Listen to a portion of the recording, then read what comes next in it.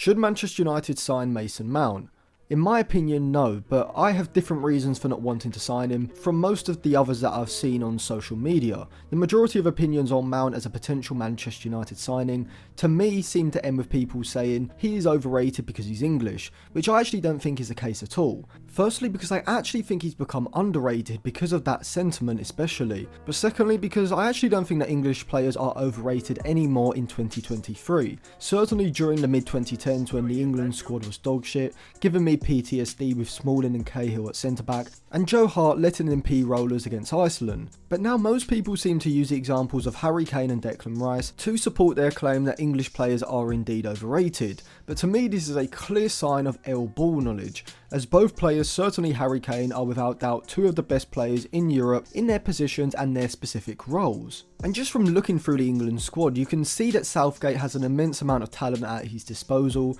with players like James Maddison, Aaron Wan-Bissaka and Ivan Toney not even getting a look in at the moment. But whilst I would agree that Mount certainly isn't at the level of either Rice or Kane, he's still a very good player in that specific role that he plays, and to me he has a lot of similar characteristics to Bruno Fernandes, though not to the level of the Portuguese just yet. But maybe a more accurate comparison could be Aaron Ramsey, particularly during the 2013-14 season where he hit 10 goals in the Premier League for Arsenal from a central midfield position. But Mount is a much more complete midfielder than Ramsey ever was, and that is the main reason why so many top clubs seem to be interested in him. If we look at Mount's profile, he looks incredibly enticing. He's still only 24 years old and has already made 124 appearances in the Premier League across 4 seasons for Chelsea. Being English, he would also count as a homegrown player, something that a lot of people overlook when squad building, and the fact that he has 1 year left on his Chelsea contract should mean that he could be gettable for a decent price. From his FB Ref report, we can see that he does stand out in a few significant areas. Now, I do consider Mount more of a midfielder than an attacking midfielder or winger,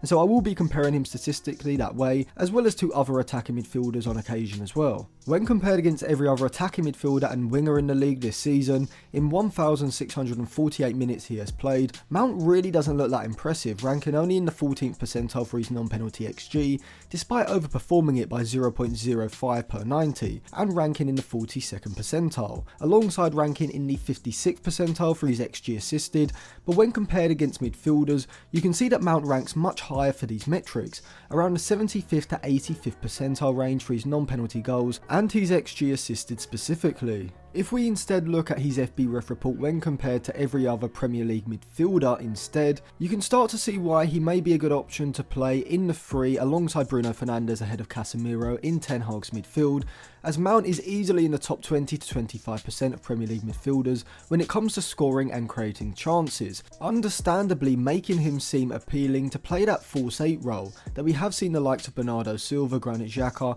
and Christian Eriksen all be used in over the course of this season and previous seasons. And when you look at his progressive passing metrics, you can see why he may be more suitable to playing a midfield role, rather than more as a attacking midfielder who will sit between the lines constantly, as he is a pretty competent short, medium and long passer, with really no weaknesses there, whilst also being a high volume progressive passer as well, sitting around the 85th percentile for both his progressive passes and his passes into the final third, and sitting slightly lower around the 65th to 70th percentile range for his passes and his crosses into the penalty area. And this passing ability is backed up with the eye test as well, as Mount has a great range of passing, able to switch play with those driven passes from deep positions. Now, like Bruno Fernandes, I do think sometimes Mount can be a bit wasteful with these long passes, and like Bruno, he does complete around 57% of them, but Bruno completes just over 5 long passes per 90, whereas Mount is sitting just below 3 per 90. And so this may be an indication that Mount could be better used in deeper positions, where he can get on the ball and be used as a weapon to switch play quickly, something that would definitely suit the likes of Rashford, Garnacho and Antony, when United look to transition the attack at speed. In terms of his short passing, Mount is competent,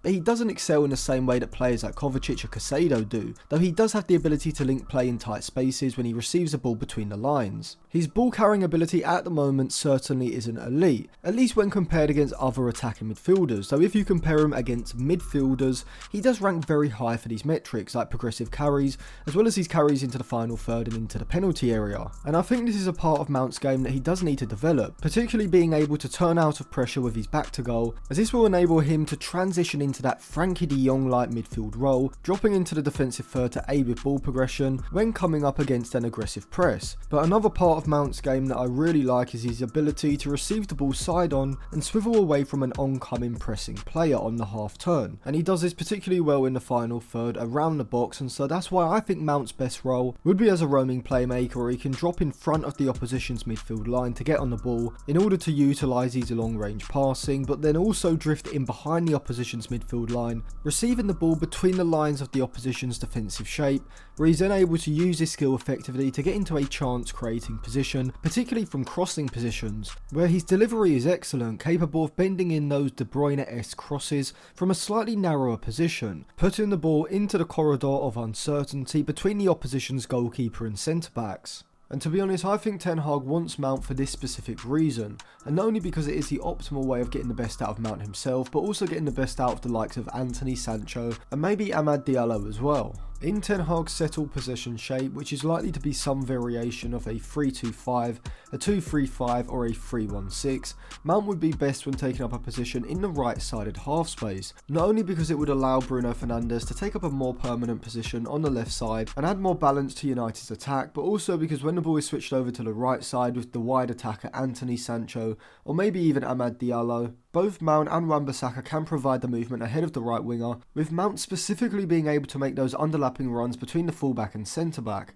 looking to receive the ball in a close-range shooting position inside of the box, being released into a wide shooting position, or even pulling away opposition players to open up that space on the edge of the box for Anthony or Amad to cut into. Alongside this, he also has his most eye-catching attribute, which is his goal scoring, with Mount being an excellent medium-range shooter, backing up the attack from deep and arriving late on the edge and just inside of the box, just as his current manager Frank Lampard used to. And like Lampard, Mount has his natural composure when receiving the ball in these positions, executing these sometimes first time shots with tremendous amount of technique and composure, whilst being a player who in general is always a threat in and around the box and being a good finisher when the chances come his way. And we can see this goal scoring ability when we look back through his output from previous seasons. This season, Mount has only managed 3 goals and 6 assists in 35 games in all competitions, but a season before in 21-22 he managed 13 goals and 16 assists, whilst also playing 53 games in all competitions, 32 in the Premier. He managed double figures for both goals and assists with 11 and 10 respectively. And to be honest, up until this season, Mount seemed to be progressing significantly year on year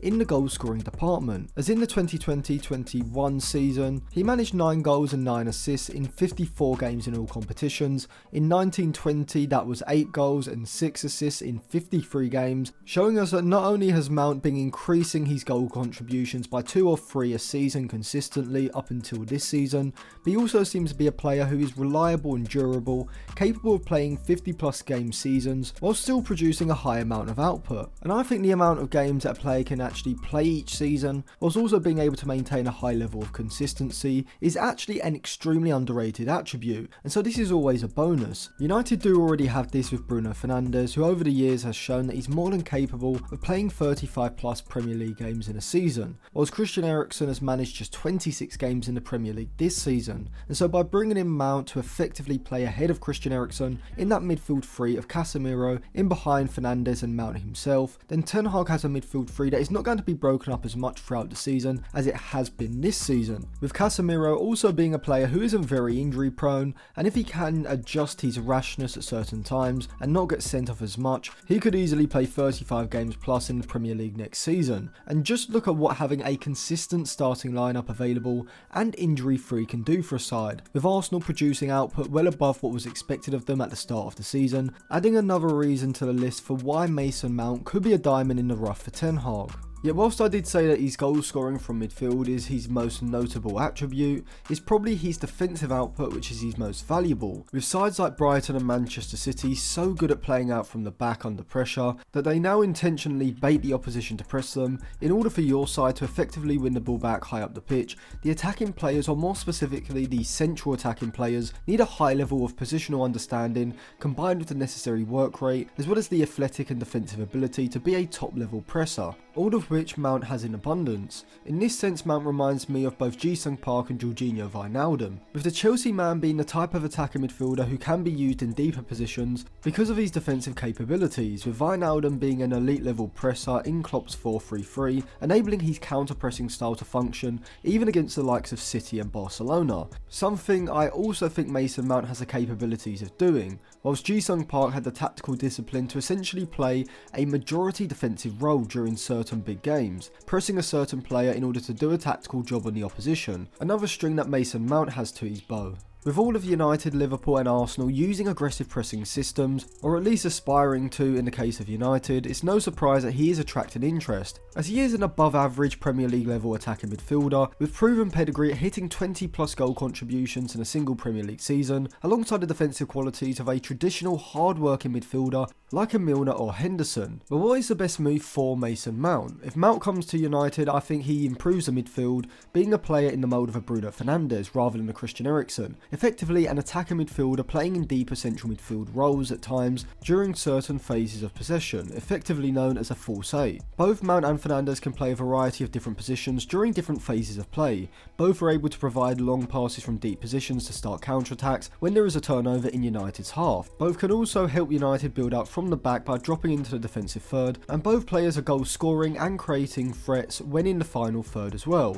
with both Mount and Fernandes having excellent deliveries from wide positions, and with Mount also being someone that favours playing on the right side, he can provide that movement ahead of either Antony or Sancho, which is something that I think would improve both players. If United can also bring in Harry Kane, and this sets up United to have a perfectly balanced front five, with Kane's movement deep and playmaking ability perfectly suited to the second striker-like styles of both Mount and Fernandes, providing runs ahead of Harry Kane from midfield, and with Sancho, Antony and Ahmad all wanting to come inside from the right flank, Mount's ability to over or underlap with greater energy than Eriksen adds the necessary balance to United's attack, and also takes the pressure off Wan-Bissaka to always provide these movements. At Arsenal, Mount would also be playing this role either from the left or the right, depending where Arteta thought him and Odegaard would work best, but I would probably have Mount on the right, as I think having a left footer on the left would provide a necessary balance, with Martinelli being a right footer from the left, and I also think that Zinchenko and Mount would sometimes take up the same deeper positions, whereas Ben White at right back is more likely to operate in wider positions, allowing Mount to drop alongside Partey, taking up Ben White's position in the deeper 5 in settled possession.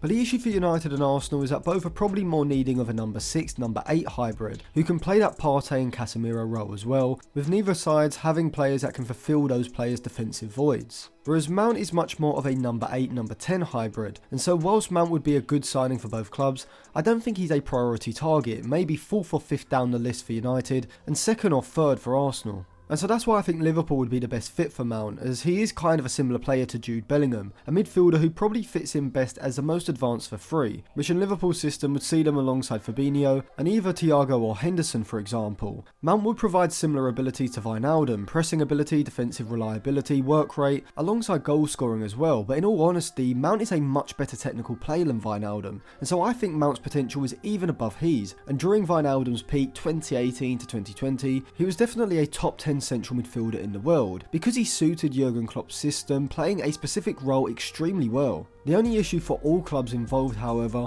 would be the cost of the transfer. Despite Mount only having 1 year left on his contract, it's reported that Chelsea want to secure around £55 to £65 million,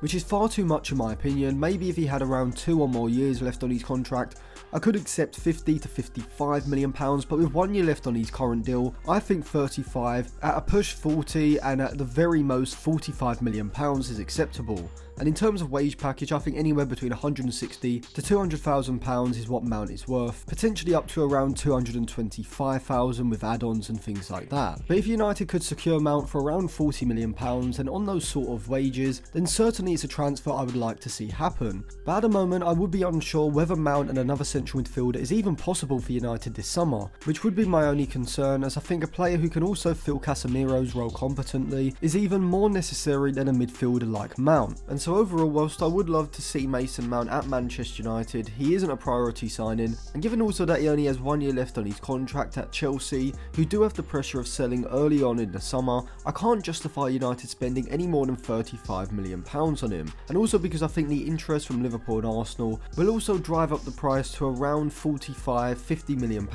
and I just don't think it makes sense for United to sign Mason Mount for that money, and so they should instead look for cheaper alternatives. Who are these cheaper alternatives? Well, I am working on a separate video for that, so if you do want to see that, make sure you subscribe to the channel and click the bell so you get notified when that video does come out. Check out some of my other videos which will be linked in the description below and in the eye above, and put your thoughts on whether United should sign Mason Mount in the comments section down below as well.